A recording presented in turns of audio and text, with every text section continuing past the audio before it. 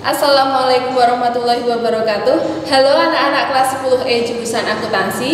Di sini akan bertemu dengan Bu Dewi Permanasari, yaitu saya sendiri. Kalian bisa memanggil saya dengan Ibu Permana. Di sini saya akan mengampu mata pelajaran ilmu pengetahuan alam.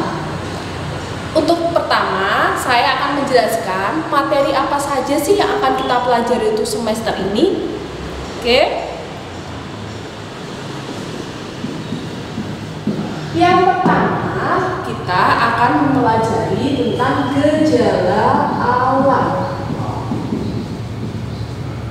Yang kedua, kita akan mempelajari mitigasi bencana alam.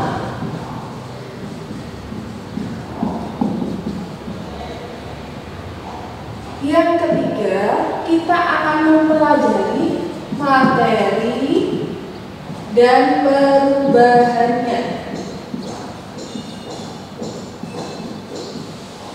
Yang keempat, kita akan mempelajari ekosistem.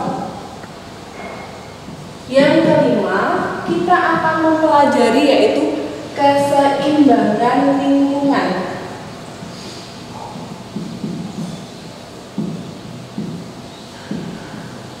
Dari kelima materi yang akan kita pelajari semester ini, tentunya berhubungan dengan kehidupan kita sehari-hari. Dari gejala alam, mitigasi bencana alam, bahwa kita sudah tahu negara kita itu berpotensi untuk terjadinya bencana alam, entah dari darat ataupun laut. Kemudian materi dan perubahannya itu juga sama, berkaitan dengan kehidupan sehari-hari. Selanjutnya ekosistem kalian sudah tidak asing karena kalian belajar dari SD, SMP, sampai SMK dan seterusnya. Kita belajar namanya ekosistem. Kemudian keseimbangan lingkungan, ini tidak kalah penting dalam kehidupan sehari-hari. Karena kalau lingkungan tidak seimbang, tentunya akan merugikan makhluk hidup yang ada di sekitarnya, termasuk diri kita sendiri. Oke. Untuk bab pertama yang akan kita pelajari adalah tentang gejala alam. Ini saya taruh di sini. Gejala alam. Apa sih gejala alam? Mungkin ada yang baru dengar gejala alam itu sekarang, atau sebenarnya dalam kehidupan sehari-hari kita itu sudah sering ya dengar gejala alam. Ini adalah hal yang tidak asing bagi kita. Gejala alam itu adalah sesuatu yang dapat kita amati.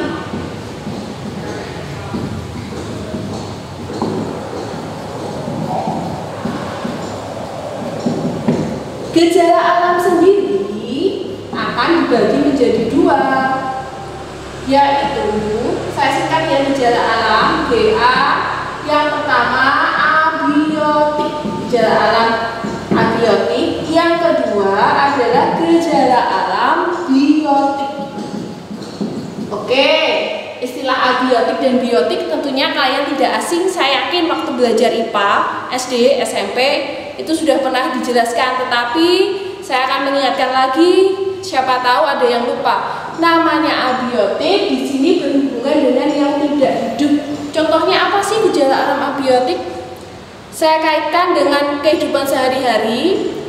Kita saat ini sedang mengalami musim kemarau. Kita merasakan ketika malam hari ataupun pagi hari, sore itu sudah terasa sangat dingin, sedangkan siang itu panas.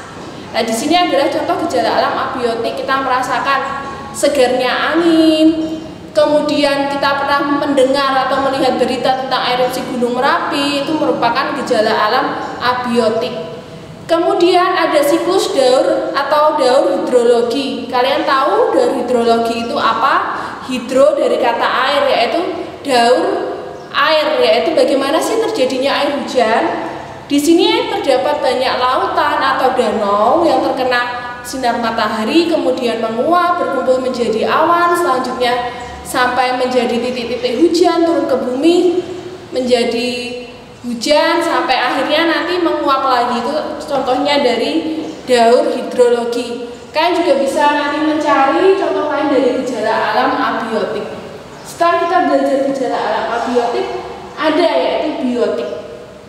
Di sini kita manusia termasuk makhluk hidup atau dalam kata lain makhluk biotik. Gejala biotik berarti yang berhubungan dengan ciri-ciri makhluk hidup atau aktivitas makhluk hidup kita sendiri sebagai manusia. Tentu dalam kehidupan sehari-hari kita bernafas, itu merupakan gejala alam biotik. Apalagi sih saya bisa bergerak, seperti ini adalah gejala alam biotik. Kemudian kita bisa tumbuh dan berkembang. Dari kita lahir bayi sampai kita dewasa mengalami pertumbuhan, perkembangan, itu adalah gejala alam biotik. Tentunya namanya pertumbuhan dan perkembangan itu beda. Pertumbuhan saya contohkan di sini. Ini saya membawa tanaman ya. Di sini tingginya beda-beda, dia mengalami pertumbuhan. Kemudian di bawahnya juga akar, di sini dia mengalami pertumbuhan tanamannya.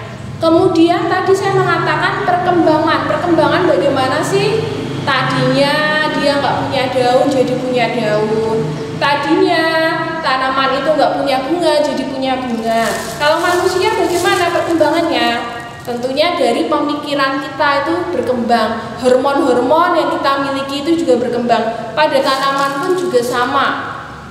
Terus selain itu apa? Tadi kita sudah membicarakan tentang pernafasan, gerak, berkembang. Nanti ada lagi namanya berkembang biak. Berkembang biak entah manusia, entah hewan, entah tumbuhan, tentunya itu semua akan mengalami perkembangbiakan. Kalau tumbuhan kita bisa lihat perkembangbiakannya dengan tunas atau biji. Kemudian kalau hewan ada melahirkan, bertelur, itu cara berkembangbiaknya. Terus selain itu dalam gejala biotik itu ada yang merugikan, ada yang menguntungkan. Apa sih yang menguntungkan? Tentunya yang bermanfaat bagi kita. Misalnya kita punya tanaman berkembang biak, nanti sampai berbuah, itu menguntungkan kita. Tetapi yang merugikan apa? Saya kasih contoh. Ini saya mengambil sampel tanaman yang ada di sekolah beringin. Di sini ini ada makhluk putih-putih. Dia di sini berkembang biak ya. Lah, ketika dia penumpang di tanaman ini, si tanaman putih-putih itu dia ada media untuk berkembang biak. Tetapi untuk tanaman ini dia merugikan si putih-putih ini ya, si tumbuhan atau hewan ini.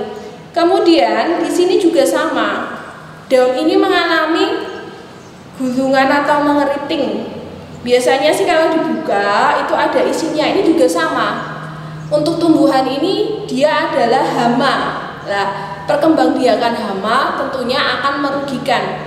Kan saya tuliskan di sini gejala alam biotik itu berarti ada yang menguntungkan,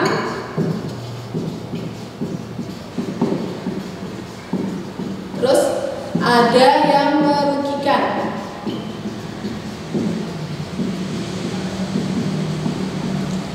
Tadi saya sudah jelaskan. Coba nanti kalian amati dalam kehidupan sehari-hari yang ada di sekitarmu itu bagaimana sih gejala alam yang biotik yang menguntungkan kamu itu apa, abiotik itu apa. Dan di sini saya akan jelaskan peristiwa yang ditimbulkan akibat interaksi antar komponen biotik. Ini saya hapus saja yang sebelah sini.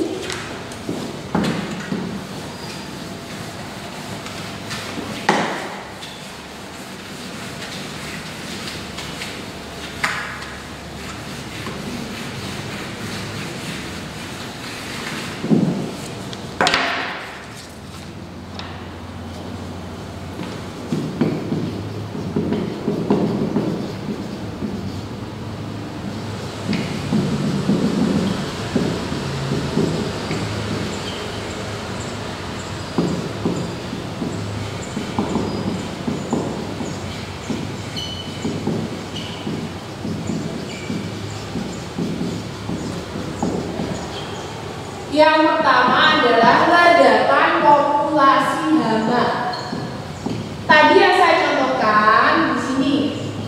Seandainya hama ini terjadi ledakan populasi, kita juga pernah mendengar namanya istilahnya padi diserang hama wereng. Itu kan merupakan contoh ledakan populasi hama yang merugikan. Ledakan populasi ulat. Ulat itu kan termasuk hama tanaman. Dia tentunya akan memakan daun-daun, akhirnya petani gagal panen yang itu. Terus yang kedua,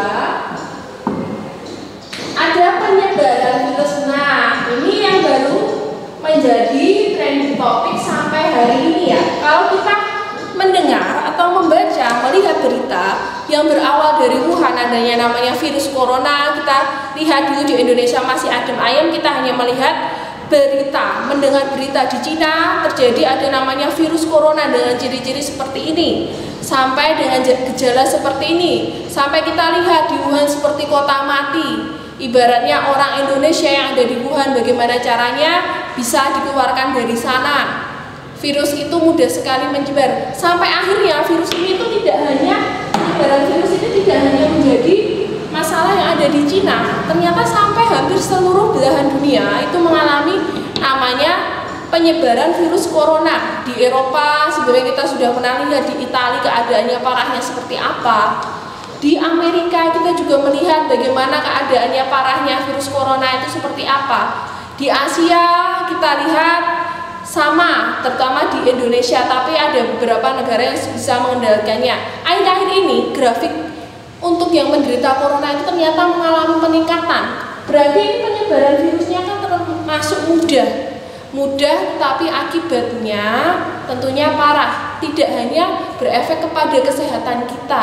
Kita lihat dari sekarang, ibaratnya dulu kita masih bisa untuk sekolah itu datang tanpa rasa khawatir tertular penyakit, paling kalau ada temannya kena flu itu ketularan flu. Tapi untuk ini kita harus benar-benar pakai protokol kesehatan. Kalian kemarin mendaftar masuk ke SMK MUHI, diminta untuk cuci tangan dulu, mengukur suhu tubuh, itu kan termasuk dari protokol kesehatan. Sampai harus menjaga jarak. Di sini ya dasarnya virus corona. Jadi penyebaran virus ini adalah suatu interaksi komponen biotik. Dia interaksinya dengan siapa? Dengan makhluk hidup, karena virus itu adalah inang. Dia akan bertahan hidup lebih lama pada suatu makhluk hidup. Virus gak hanya menyebar kepada manusia, pada tumbuhan itu juga bisa terkena virus. Kemudian hewan pun juga bisa terserang virus.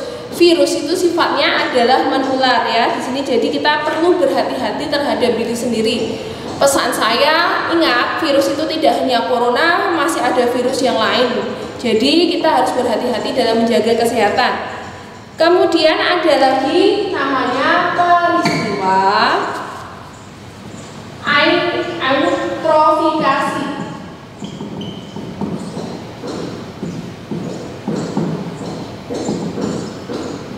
Ya, di sini kira-kira siapa yang rumahnya dekat sungai atau mungkin pernah jalan-jalan lewat sungai? Di situ kalian melihat bahwa ada tanaman sungai, misalnya eceng gondok. Eceng gondok itu menutupi hampir semua permukaan sungai. Itu disebut di sini salah satu tanda eutrofikasi. Kenapa sih kok bisa seperti ini?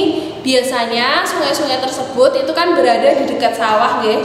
Dari sawah ketika ada menggunakan pupuk buatan pabrik, di sini saya nggak menyebutnya pupuk kimia apa-apa, pupuk dari pabrik, kemudian dosisnya itu terlalu banyak mengalir sampai sungai. Nah, si tumbuhan itu si eceng gondok itu kan tentunya akan ternutrisi. Di situ untuk eceng gondoknya dia memang subur, tapi eutrofikasi itu akan tetap menimbulkan suatu dampak kerugian. Apa sih kira-kira dampak kerugiannya? Coba kita berpikir sejenak.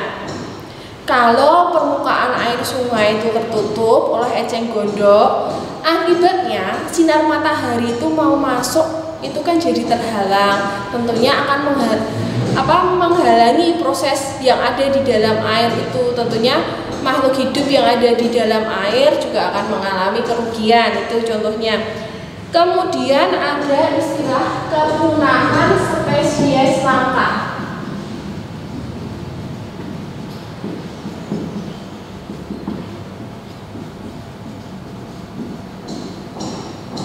Spesies langka itu bisa punah jika makanan yang tersedia di alam itu jumlahnya berkurang banyak. Kemudian dia menjadi dimangsa oleh predator. Kan istilahnya nanti kalian kalau belajar ekosistem itu nama ada istilahnya predator, kemudian yang menjadi mangsa.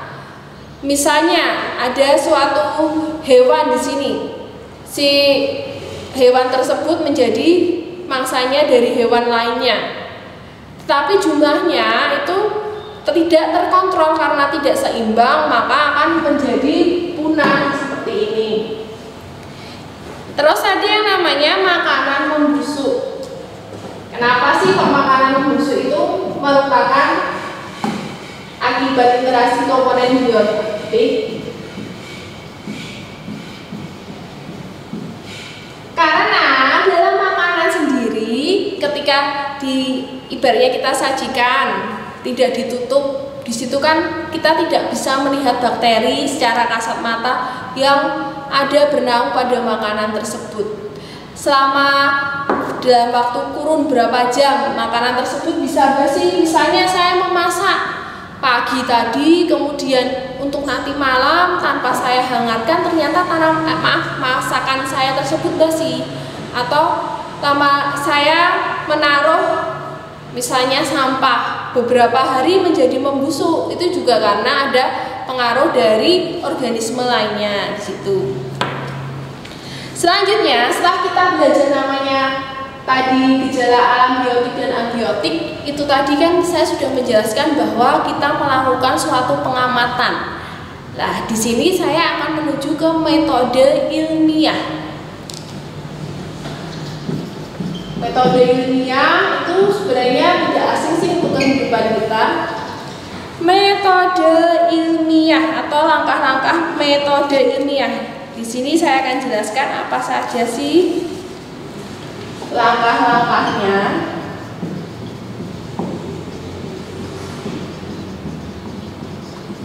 Yang pertama adalah ada namanya merumuskan masalah.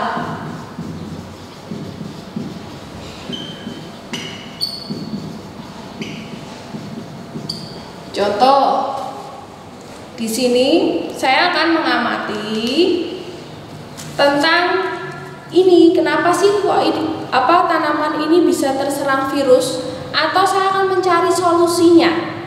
Dari metode ilmiahnya itu bagaimana? Misalnya, bagaimana cara mengatasi hama pada tanaman ringin. Kita itu kan nanti dirumuskan masalahnya seperti itu.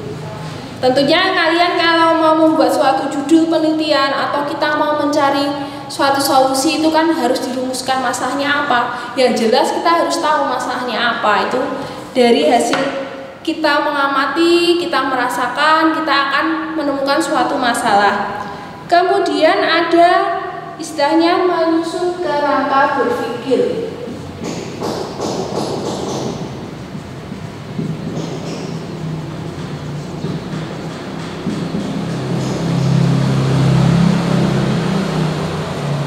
Bagaimana sih kita akan mengembangkan pikiran kita dalam menyelesaikan masalah itu? Kalian bisa menuliskan dari awal itu apa saja yang perlu kita lakukan.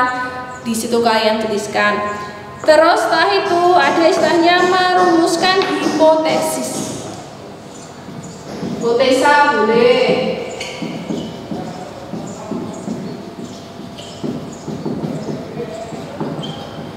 Ada yang tahu atau masih ingat hipotesis itu apa sih?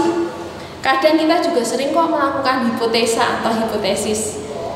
Kira-kira apa sih hipotesis? Coba apa yang kamu pikirkan kira-kira sama enggak yang akan saya jelaskan. Saya kasih beberapa detik kalian untuk memikirkan apa itu hipotesis.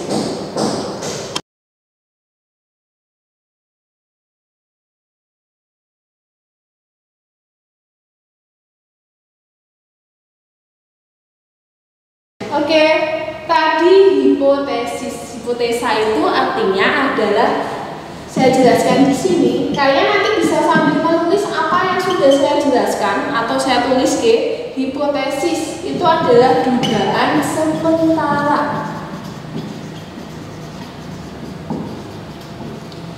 Misalnya di sini saya akan mencari solusi untuk mengatasi hama ini dengan menggunakan molnasi. Bagaimana pengaruh molnasi terhadap pemberantasan hama di tanaman beringin? Saya berhipotesisnya bahwa molnasi dapat dengan efektif membunuh hama di tanaman beringin ini, contohnya seperti itu.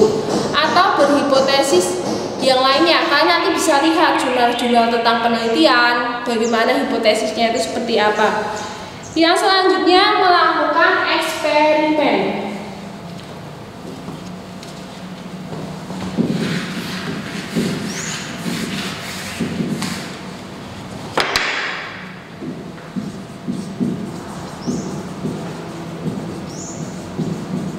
Nah, eksperimen ini penting kita untuk membuktikan dari hipotesis kita. Jadi saya bereksperimen tadi dengan cara melakukan penelitian. Saya setelah ada molnasinya, saya semprotkan ke sini. Apakah hasilnya itu dalam sehari, 2 hari, atau 3 hari hama ini akan benar-benar hilang atau mati? Itu ya namanya eksperimen. Terus kemudian ada analisis data.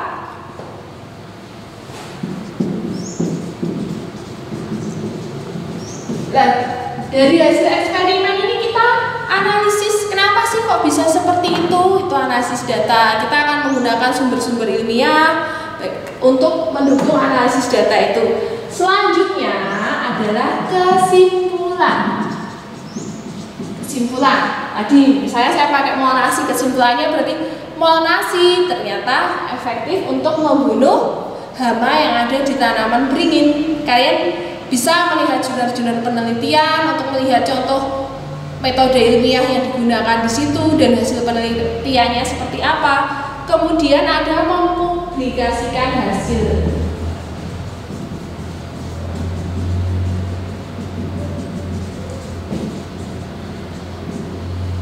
Tadi saya mengatakan kalian saya minta untuk melihat hasil penelitian atau jurnal. Nah, di situ adalah dipublikasikan lewat internet atau buku, itu ada, atau bentuk laporan, itu namanya adalah publikasi. Sekarang sudah banyak namanya jurnal yang secara online dapat kita lihat atau kita unduh lewat PDF. Itu adalah contohnya dari publikasi hasil penelitian kita.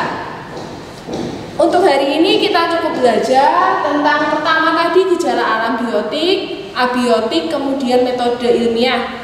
Terus selanjutnya saya minta kalian coba dalam waktu 1 hari saja amatilah gejala alam biotik dan abiotik yang ada di sekitarmu. Nanti bisa kalian tulis dalam buku latihan kalian, tuliskan hari dan tanggalnya. Selanjutnya kita akan bertemu lagi untuk materi yang selanjutnya, yaitu nanti kita akan bisa belajar tentang bencana alam yang ada di Indonesia itu seperti apa, atau nanti kita akan latihan membuat suatu penelitian atau eksperimen dengan menggunakan metode ilmiah. Sekian dari saya ucapkan terima kasih, tetap semangat belajar dari rumah, dan jangan lupa untuk selalu membaca dan mengulang lagi apa yang sudah kalian tulis. Wassalamualaikum warahmatullahi wabarakatuh.